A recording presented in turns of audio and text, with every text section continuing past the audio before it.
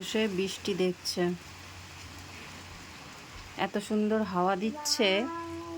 আর বাইরে আলোটা দেখো, যেন মনে হচ্ছে এখন সকাল হয়ে গেছে, কিন্তু এখন সন্ধে হতে চললো।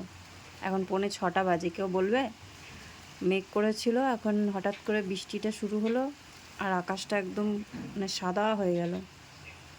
আর শেরু ওখানে চুপ করে বসে বসে প্রকৃতির সৌন্দর্য দেখছে। শেরু, কি হচ্ছে ওটা? বৃষ্টি? একটু কিন্তু ভিজেও এসেছে। শুরুতে বৃষ্টিতে ভিজে নিয়েছে, তারপরে দাদা ডাকলো ঘরে আয়, দিয়ে এসে চুপ করে বসে বসে দেখছিল। কি গা হাত পা ভিজা?